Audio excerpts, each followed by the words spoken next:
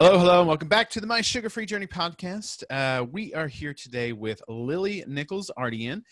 Lily inhabits a very specific niche within the nutrition community that I think you guys will enjoy listening to her talk about. She deals with nutrition when it comes to pregnancy, gestational diabetes, and some of the other nutritional kind of issues that come up with pregnancy. So this, I think, is going to be a fascinating conversation. She has two best-selling books out, Real Food for Pregnancy and Real Food for Gestational Diabetes. And both these books are fantastic resources for those of you that are pregnant, or you're married to a pregnant woman, or you're trying to get pregnant, or all of that good stuff. So I think that you guys will enjoy this conversation. So Lily, welcome to the show. Thank you for having me. Yeah, I'm excited to have you on here. So let's get into your background a little bit before we talk about some of the things that pregnant women might need to know about nutrition. How did you get into this? What made you want to kind of deal with nutrition and pregnancy? I kind of fell into it by accident, actually, and I'll apologize at the beginning of this. My voice is still recovering from a sore throat last week, so I sound a little hoarse, so my apologies. I got into this, by accident. I started working with an organization called the California Diabetes and Pregnancy Program fairly early in my career, which is focused on gestational diabetes. And it was there that I started learning about the major impact that blood sugar metabolism can have on a baby throughout pregnancy. So unmanaged blood sugar in somebody maybe who has undiagnosed diabetes, or really not well managed gestational diabetes, or just completely off the rails with the carbs and the sugar, right, can predispose a baby for developing type 2 diabetes or obesity as they come of age. In fact, it's a 6-fold higher risk by the time they turn 13, which is pretty significant.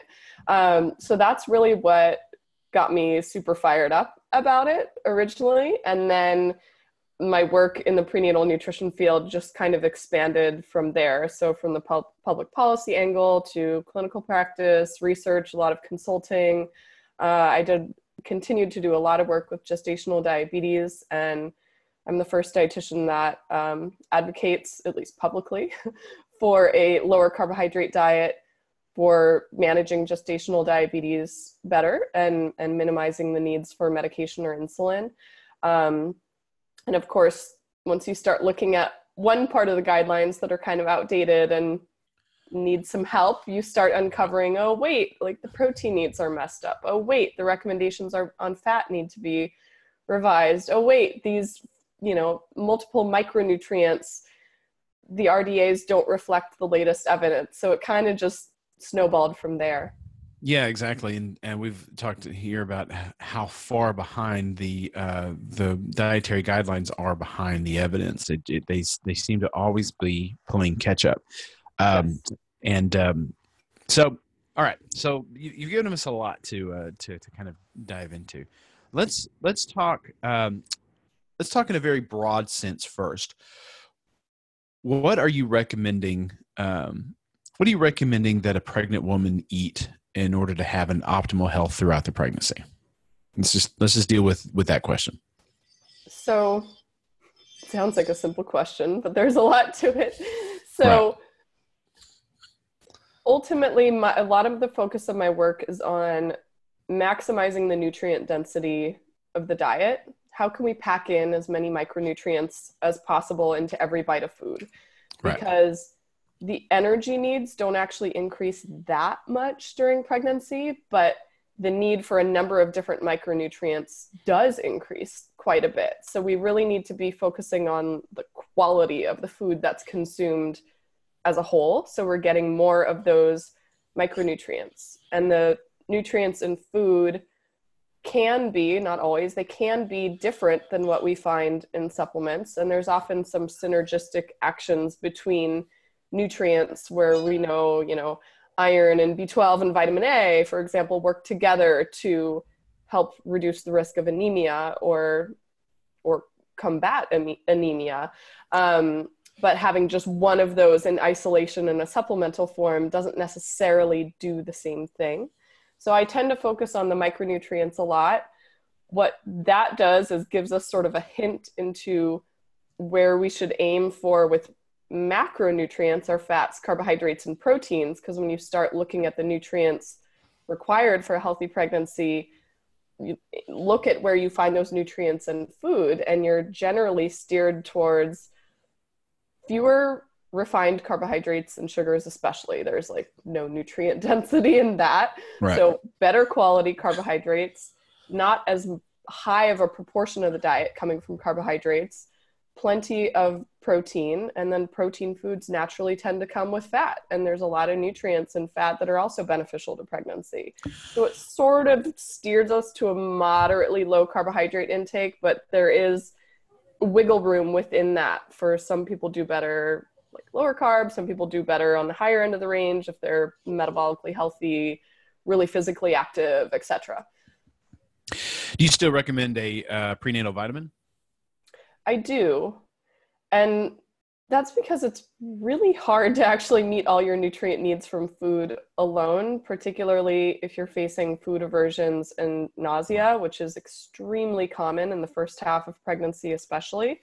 So it's an insurance policy. It's in addition to the real food. Okay. So when people think about pregnancy nutrition, it seems like it begins and ends with folate.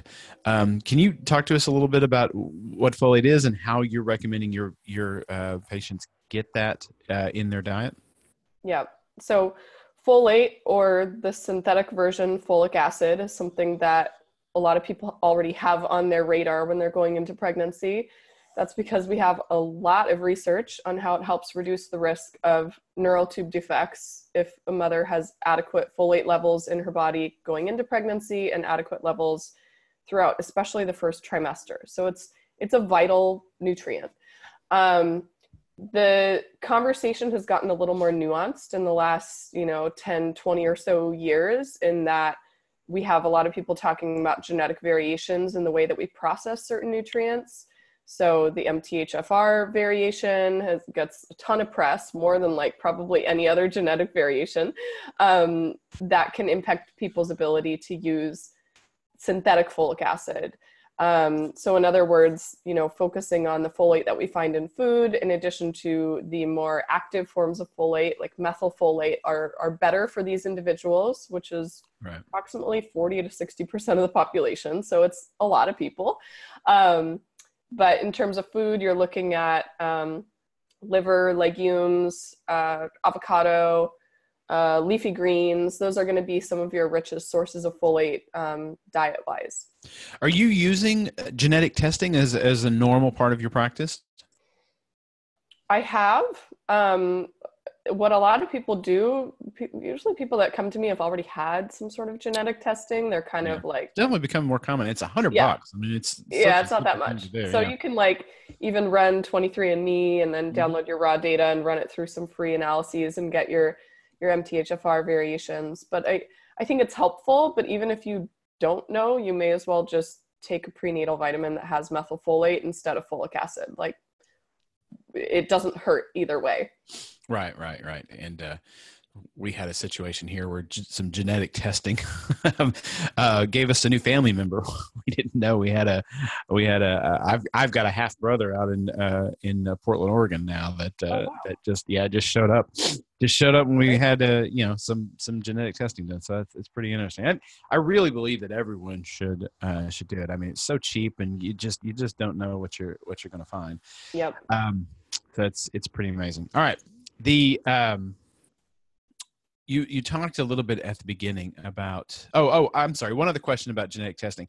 You mentioned MTHFR. Are there other genetic SNPs that you're looking at and making adjustments to somebody's nutritional profile, depending on something else that you're seeing in their genetic makeup? There's probably the other thing that's most on my radar, and I don't pretend to be a super expert in nutrigenomics by any means, but I'm really interested in choline. Choline is a B vitamin-like compound that actually works right alongside folate, helps reduce the risk of neural tube defects, optimizes brain development, reduces the risk of preeclampsia, helps improve the nutrient delivery across the placenta. It's a really vital nutrient that most people don't consume enough of. And there are genetic mutations, or I call them variations because it's a little friendlier. We're all mutants if you really start looking at your genes. So I think it's variations is a friendlier way to say it. But there's a number of those SNPs that can play a role in choline metabolism. So MTHFR is actually one of them. People who have the MTHFR variation tend to require higher amounts of choline.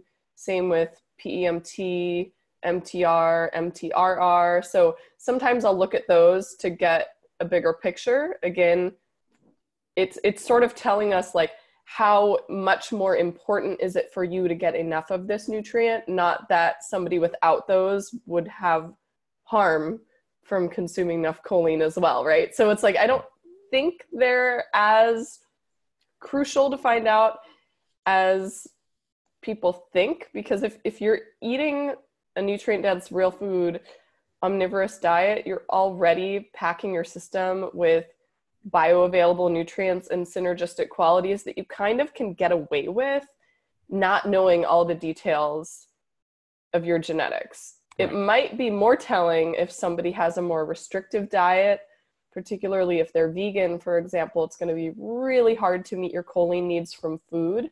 And if you found out you had some of these genetic variations, that's a big kick in the pants to take a choline supplement. Right. So in the introduction, you mentioned that the rates of diabetes and several other diseases go up in children that are born, if the mother has gestational diabetes. So I want to talk about that a little bit, but before we do, are there other diseases that seem to be more prevalent in children whose mothers have high blood insulin levels? The reason I asked this is I had somebody on the podcast a long time ago, who said he was looking at rates of autism in mothers with gestational diabetes, or just mothers who have had high insulin levels during the first trimester. And I never found out what the result of the studies that he was doing happen there, but I didn't know, are there other diseases that women with gestational diabetes or their children are more prone to if they have gestational diabetes? Well, there is actually research on autism that has been published showing there's a link to gestational diabetes. So yes, I do always like to preface that with a diagnosis of gestational diabetes doesn't actually mean that much. It's all about what your blood sugar numbers are actually doing over the course of the pregnancy. So there will be people who will, and gestational diabetes is like, kind of like autism, it's on a spectrum, right? So there are really, really mild cases, and then there's like really severe cases, and then there's like differences in how those things are managed. So somebody with a mild case might get away with like kind of not paying super close attention to their diet, might not have optimal outcomes, but the side effects aren't going to be like really awful if they aren't super aware of their carbohydrate intake, versus somebody who comes into pregnancy super insulin resistant with very high blood sugars. Maybe they're not even monitoring, so they don't even know, but they're like drinking soda and eating fast food. Like, you're going to have much more serious outcomes from that. Yeah. So I mentioned the diabetes and the obesity. So there is a pre-programming of the fetal pancreas in utero, because when the blood sugar levels are high, they cross over the placenta. And once the baby is at a specific point in gestation where their pancreas can produce its own insulin, it's going to start going on overdrive, trying to maintain lower blood sugar levels, because high blood sugar levels are a teratogen. They can cause birth defects beyond a specific threshold. So that in itself changes a whole host of metabolic factors for that child's later risk of disease. So it can dysregulate their leptin as well as their insulin. It can impact their adiponectin levels, which is like adipose hormone that can affect your ability to sort of like tap into your fat stores and go into like fat burning mode more easily or not. It can affect your future risk of cardiovascular disease. So most of the things they're looking at are usually metabolic in nature, although there are, in cases where blood sugar is really poorly controlled, you do start to see negative effects on brain development as well, not just autism, but other behavioral and developmental issues. I've often wondered if the lower rates of fertility in obese women is not a protective measure, that the body's trying to, is making it more difficult to have a baby in these situations where a child is more likely to be born with a birth defect. Have you seen any evidence that would suggest that's what's going on? It's hard for research to ever draw conclusions on why things are happening. Right. It's more just like, this is the observation that this does happen. So we observe that excessive insulin levels, for example, and insulin resistance, that tends to lead to less frequent ovulation.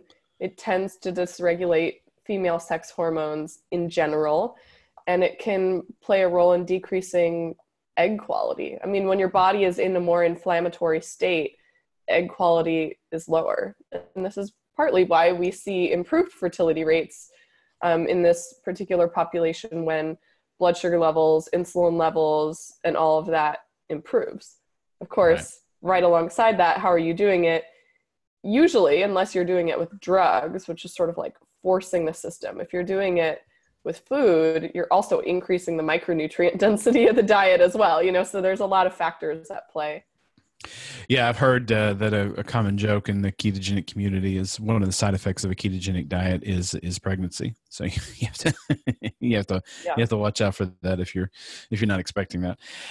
Okay, so the rates of so I'm interested in the increased rates of obesity and type 2 diabetes in the children of women, because I think that just goes to show that we're not islands, that there's so many factors that go into our health that maybe we're set before we were ever born, that we don't have as much control over as we have, and that really is shocking, because I'd much prefer to think that our health is 100% within our control, and I think it is. Obviously, a large percentage of it is, but I think that there's also some really intense factors that that we just don't have as much as much control over as we would think.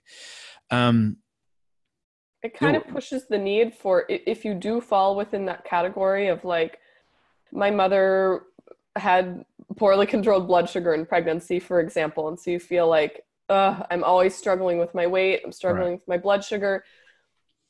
That, yes, there is some bit of like, you've been epigenetically set up to have poor tolerance to carbohydrates. Right. It's like all over the literature. There's a ton of research on this. And so I think that's why we're seeing, especially in children from the 80s and 90s who were gestated and brought up in the land of low fat, high carb, SnackWells, fat-free cookies and all that stuff. You've been programmed from in utero to not have as great of carbohydrate tolerance, as much metabolic flexibility maybe as people of generations past. And you can work with that. And I think for most people, that's going to be following a lower carbohydrate lifestyle to some degree to help offset that. But I think that's why we see so many people thriving more so on lower carb now than when you look at some of the ancestral data on carbohydrate intake from traditional cultures. Although even then, when you look at hunter-gatherer, there was this big study in 2011 that looked at like average carb intake of hunter-gatherers of like over 200 communities across the globe. And they found the average was like 16 to 22%. So maybe not keto, depending on latitude, right? Higher latitude and they're more keto, and you get closer to the equator, there's more plant foods available. They're higher carbohydrate intake, but that's still like a third or Right. quarter, half of what our dietary guidelines are recommending. So I think kind of almost everybody needs to have at least some degree of awareness on carbs. Like we all can't just be sitting back eating things made with white flour and refined sugar and expect to be fine, even if we were dealt a perfect hand of cards genetically and epigenetically, like that will eventually catch up to you. Yeah. I'm also interested in other factors. Like I was reading something the other day, and it's a subject that it's hard to kind of nail down. But I was looking at the rates of glyphosate ingestion, or people, the more people eating glyphosate, which is a weed killer, Yeah. and how that correlates with increasing rates of obesity and type 2 diabetes, Yep. and all of this other stuff. And the suggestion was that one of the strengths of the ketogenic diet or a low carb diet is that it removes a lot of the glyphosate in infested or tainted food from our diet. Are you seeing or have you seen any evidence of these other factors that go beyond just simple carbohydrate percentage Oh, in people's absolutely. health? Mm-hmm. You talk about Yeah. that? So, in fact, I include a whole chapter on toxins in Real Food for Pregnancy. So the title is a bit misleading because I talk about a lot more than just food. But there's a whole section on it specifically on pesticides and Mm-hmm. specifically on glyphosate. And they find that glyphosate, so the active ingredient in Roundup, the most widely used weed killer worldwide, it's used in just obscene quantities, especially on our grain products. So hence your comment on low carb and keto potentially being protective. They find that it can actually kill placental cells. I mean, that's going to interfere with nutrient transfer and hormonal regulation. That's a big problem. We do see, other negative effects of pesticides, particularly on brain development outcomes. A lot of the pesticides have this effect by impairing thyroid function in the mother, and thyroid function in the mom directly impacts brain development in the baby. So that's how a lot of these chemicals, not just pesticides, are sort of doing their dirty work, is by downregulating thyroid function. I will say though that it's not just going to be the grains, because you have to remember, like, what did your food eat? Right. So if you're consuming, a lot of dairy products and meat products from cows that were fed non-organic soy and corn, those are heavily glyphosate sprayed crops. And so you're going to have glyphosate in the meat and milk as well. So I do think, like, within everybody's means, because not everybody has the luxury of being able to afford grass-fed pasture raised, but if it's within your means to afford better quality meat and animal foods, you're also decreasing your pesticide exposure to a large degree. I mean, there's a lot of evidence on that. If people want to go into the research, it's all in chapter 10 of the book. But I think it's an important topic to bring up, because a lot of these chemicals are endocrine disruptors. They're messing up our insulin signaling. They're messing up our thyroid function. They're messing up our sex hormones. So of course they're playing a role in the obesity epidemic. What about these other estrogen like hormones, like the things that are coming up in our plastic BPAs and things like that? Mm-hmm. How big of an impact does that have on women's health and their pregnancies? Those are also big. So there's another section in that chapter on specifically BPA and phthalates, some of the two most prevalent plastic chemicals that we have. And those chemicals are transferred into our food or water if we're storing them, or especially heating them in plastic containers, which is very challenging because almost everything we buy at the grocery store comes in plastic. But at least at home, maybe you can choose not to store things in plastic to help with that. But those have big impacts also on endocrine function, thyroid function. We know a number of different compounds. So BPA does cross the placenta. Phthalates is like a broad group of chemicals. So there are different effects of different types of phthalates, but in general, they're all endocrine disruptors to some degree, and some of them cross the placenta more readily, and some are actually found in the fetal blood supply or amniotic fluid at higher amounts than maternal levels because they're estrogen mimickers. So if hormones are meant to be transferred to the fetus, and this looks like a hormone, sometimes some of them get transferred more readily than others. So there's a wide range of effects. Many of them look at neurodevelopmental outcomes, but also the endocrine disruption is big, and the disruption of insulin.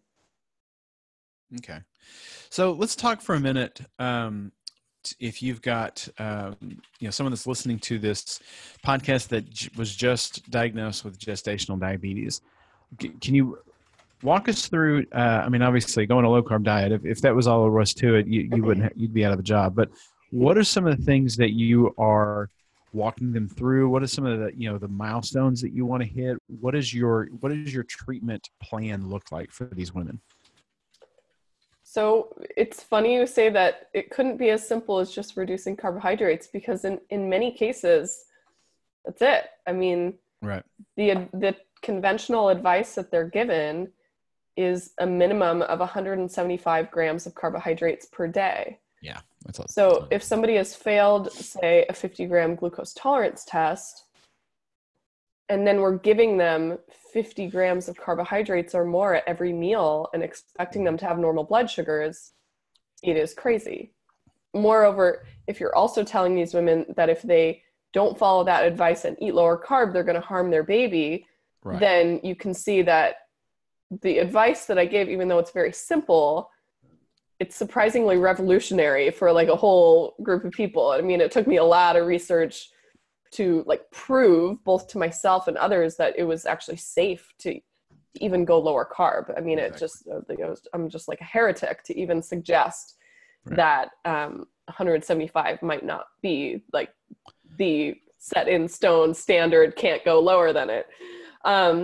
There are things beyond carbohydrates, of course, that play a role in blood sugar regulation. So particularly for people who are coming into pregnancy with pre-existing insulin resistance, which is a significant portion of people. If you run a first trimester A1C, you'll see quite a few people who end up diagnosed with gestational diabetes. They have a pre-diabetic A1C going into pregnancy. And that gets a lot trickier to manage just with food alone, because the natural physiologic adaptation to pregnancy is higher insulin levels and higher insulin resistance as you get further along. So most people end up with insulin levels double or triple what they are pre-pregnancy. And this is normal. This happens across all mammals, not just humans. It's, can your body adapt? And that's where it gets a little tricky. Is your body able to keep up with the higher insulin production? Is it able to keep up with that insulin production in light of whatever baseline level of insulin resistance you have in your body already? And so some of that does come down to nutritional factors like micronutrients. So vitamin D, magnesium, inositol. There's a number of different nutrients that help with reducing levels of insulin resistance. Certainly eating adequate amounts of protein, that seems to help, particularly in the first trimester, helps your pancreas adapt, prepare for the impending crazy insulin needs of the latter half of pregnancy. And then of course, there's going to be cases where you need a little help from medication and insulin, but we can keep those needs much, much less by not forcing the body to produce exponentially more insulin by providing too many carbohydrates for what your body can handle. If you're lowering carbs, you're raising protein and fat, do you have any recommendations on the types of meats? Like, do you prefer red meat over white meat, or do you prefer, certain cuts of meat over other cuts of meat? Do you have anything about that? So part of it is what your body can tolerate, because pregnancy is, it would be great if we could just like all eat perfectly, optimally nutrient dense at all times, but that's not always within your control. And a lot of people have aversions to specific protein foods, and it depends person to person. So I'm just going to throw that out there. Okay. From a nutrient density standpoint, red meat is far more nutrient dense than white meat, like chicken or turkey. So I'm a big fan of red meat if it works well for you. I'm a big fan of organ meats. Those are particularly high in micronutrients like B12 and iron and zinc and choline and all sorts of good stuff. Seafood and fish, assuming that you're choosing the lower mercury varieties and all that, those are fantastically nutrient dense, usually pretty well tolerated once you're out of the first trimester, and smell aversions are less of an issue. But there's many beneficial effects for a lot of the micronutrients in fish on optimizing blood sugar control as well. Eggs, fantastic. Huge fan of eggs in pregnancy. That's going to be your number one source of choline in the diet. So if you can have 2 or 3 in a day with the yolk, that's where the choline is. Fantastic. So a whole broad mix of protein foods. I'm not like nitpicky about like one, you have to do one and not the other. Like they're all good, get a variety. There's different micronutrients in different ones. So having just a mix on a, daily, weekly basis is helpful. What about some of the other issues that, like the one I'm thinking of specifically is, you got morning sickness. Traditionally, the treatment for that is a couple saltines, to settle the stomach. If you've got someone who's struggling with morning sickness, what are some of the things that you would suggest that they do? So the interesting thing about the first trimester is that it's actually a time when low blood sugar is very common. So people are hypoglycemic pretty frequently in the first trimester, which also coincides with more carbohydrate cravings, more food aversions, and more nausea. So the first trimester is nutritionally, as somebody who's currently pregnant, it is a crapshoot. Okay. It is something that you do the best that you can. And for me, the best that you can is no naked carbs, which is my way of saying try if it's within your abilities for that day and your body's tolerance, try to not have the saltines by themselves and have them with something else that has a little fat and protein. Like some peanut butter or something like that? Some peanut butter, a piece of cheese. Yeah. Okay. A lot of times dairy foods are a little better tolerated in the first trimester than other protein foods. So opting for Greek yogurt, which is much higher protein and lower carb, might be helpful. Cottage cheese, regular cheese. Like you can still opt for the lower carb options, but don't be surprised if your body wants you to eat more carbs. Yeah. I mean, I was just speaking at Low Carb Denver, specifically on carbohydrates in pregnancy and low carb diets. And I mentioned that there's a lot we don't know about carbohydrate needs, particularly in the first trimester, because it's almost universal that people want more carbs during this phase. And the most common foods that are averse are proteins and vegetables. I mean, that's your mainstays, eating a low carb or ketogenic diet. It's like, what do you do? And there's only so much that's within your control. And I think probably almost every pregnant person at the conference came up to me and was like, oh, you made me feel so much better, because I just couldn't eat the things that I usually wanted to eat in the first trimester. I was like, I know, this is normal. It's okay. It passes. And once those things pass, people can usually gradually move back to a lower carb intake and feel really good. And that's right when you tend to coincide with the insulin resistance and all that stuff of later pregnancy. So I don't know if carbohydrate needs might be higher in the first trimester or you have a little more wiggle room, but you just do the best that you can. Right. Exactly. Yeah. No, I think that's good advice. It's the best advice you can give, I think, in those situations. Okay. Yeah. Anything else that we missed that pregnant women need to know moving into or trying to stick to a low carb diet in their pregnancy? Well, I think as I alluded to in our last question, there's going to be some degree of you need to sort of balance your nutritional goals with what your body is allowing you to do. So there's just going to be some degree of mindful eating is really helpful as you navigate all the different stages of pregnancy. There's just a lot of ups and downs, a lot of body changes, a lot of hormones, a lot of emotions.